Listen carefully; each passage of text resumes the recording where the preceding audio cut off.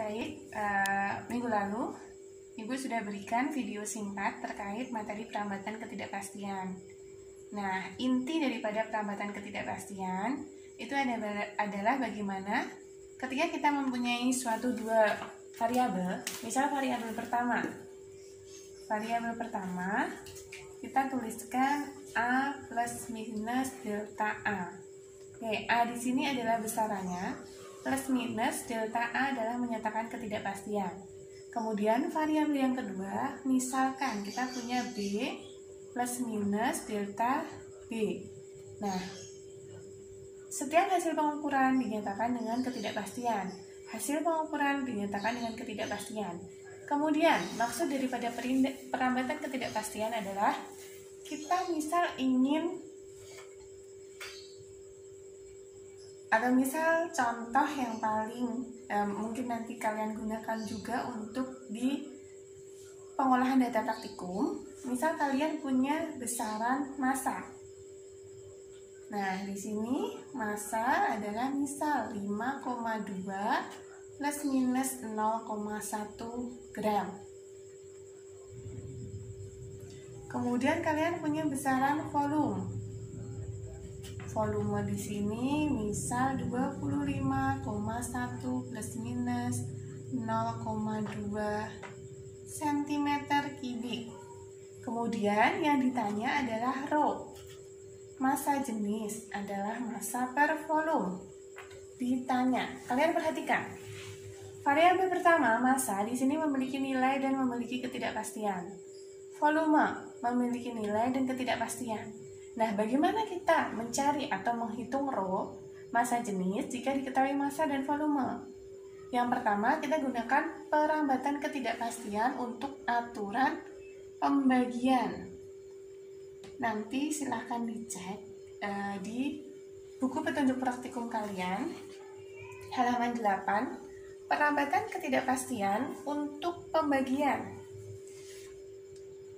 Pembagian di situ dituliskan untuk hasilnya S A per B.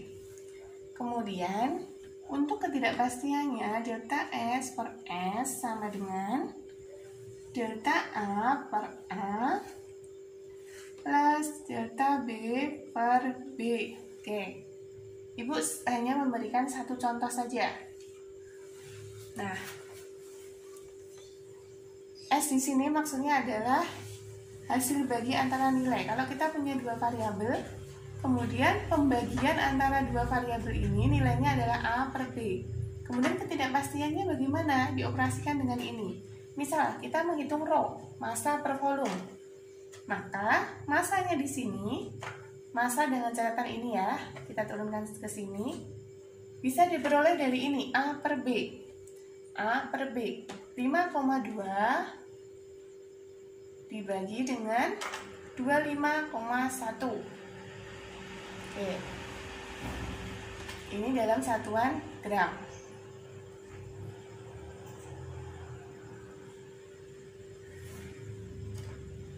Per sentimeter kubik.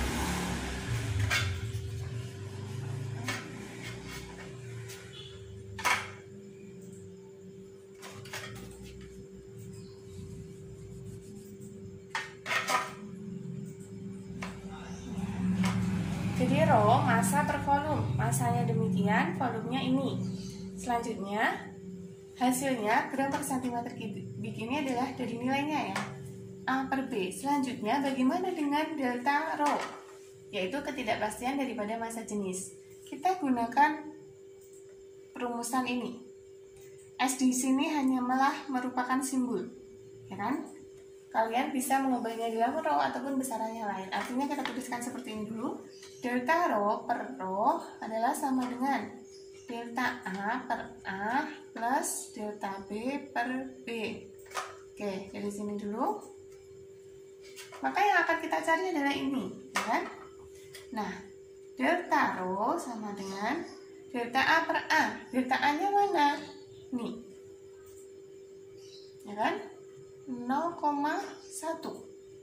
A-nya yang mana? A-nya ini. 5,2 ditambah delta B-nya mana? Ini. 0,2. B-nya yang mana? Ini 25,1 dikalikan dengan rho-nya yang mana?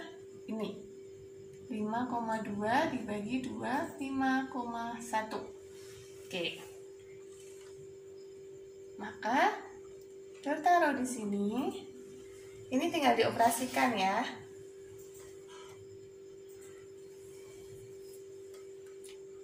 Terserah kalian mau mengoperasikannya bagaimana, ini bisa disamakan penyebutnya atau ini dikalikan terlebih dahulu dan seterusnya. Nanti diperoleh delta rho-nya sama dengan misal sekian. Nah, maka kesimpulannya rho sama dengan hasilnya yang tadi kita peroleh 5,2 per 25,1 plus minus daripada delta rho. Delta rho-nya dari sini.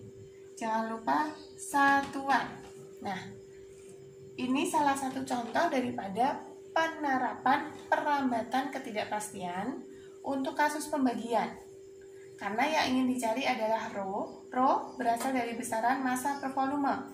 Massa, anggap saja ini adalah sudah hasil daripada pengukuran. Kemudian volume juga seperti ini. Nah, di sini kita sesuaikan saja. Besaran pertama di sini misal nilainya. Di sini ketidakpastian. Besaran kedua nilai plus minus ketidakpastian. Selanjutnya pembagian mengikuti aturan ini. Ini adalah menyatakan daripada nilainya A per B. Kemudian selanjutnya ini adalah untuk mencari ketidakpastian. Ini adalah salah satu contoh perlambatan ketidakpastian. Nah, selanjutnya angka penting. Kalian coba lihat di halaman 9 selanjutnya ya. Bahwa semua angka bukan 0 adalah angka penting. Contoh, semua angka bukan 0, itu yang paling umum. Jadi di sini 5,2 memiliki berapa angka penting? 2 angka penting. Oke. Ibu hapus terlebih dahulu.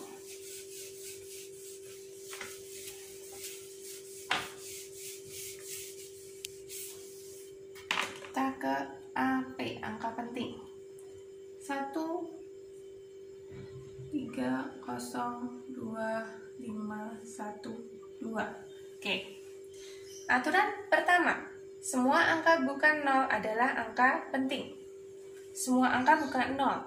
Oke, tapi di sini ada 0. Kita lihat aturan yang kedua. Angka 0 yang berada di antara angka bukan 0 adalah angka penting. Maka di sini ada berapa angka penting? 1, 2, 3, 4, 5, 6, 7. 7 angka penting. Oke, tadi aturan pertama dan aturan kedua, atau A dan B. Kemudian angka 0 yang berada di sebelah kanan angka bukan 0 adalah angka penting, kecuali jika diberi tanda khusus seperti garis bawah atau garis atas. Misal 3.500. Angka 0 di kanannya sebelah kanan angka bukan 0 adalah bukan angka maaf, Ibu ulangi. Angka 0 yang berada di sebelah kanan angka bukan 0 adalah angka penting. Nah, ini normalnya ada 4 angka penting. Namun, ketika ada kasus 0-nya ada yang diberi tanda, artinya hanya ada 3 angka penting. Oke, ini tadi aturan 1, 2, aturan ketiga. Aturan keempat. Angka 0 di sebelah kiri angka bukan 0 adalah bukan angka penting. Angka 0 di sebelah kiri angka bukan 0. Kita punya 0,25. Angka 0 di sebelah kiri angka bukan 0 adalah bukan angka penting. Maka di sini ada berapa angka penting? 2 angka penting. Selanjutnya, angka 0 di sebelah kanan tanda desimal dan terletak setelah angka bukan 0 adalah angka penting. Jadi, misal 25,00. Ada berapa angka penting? Angka 0 di sebelahnya, angka 0 di sebelah kanan tanda desimal dan terletak setelah angka bukan 0. Angka 0 ini terletak di setelah angka bukan 0, berarti ini adalah angka penting. Sementara ini, selanjutnya yang ini, 0 yang terakhir, dia adalah angka di sebelah kanan tanda desimal. Namun dia terletak di setelah angka 0. Maka ini adalah bukan angka penting, hanya ada 3 angka penting. Oke, sampai di sini Ibu rasa cukup ya pembahasan daripada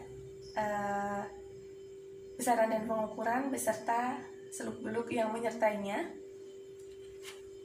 Nah, setelah ini kita lanjutkan kepada pokok pembahasan materi kedua terkait dengan gerak lurus pada suatu bidang datar.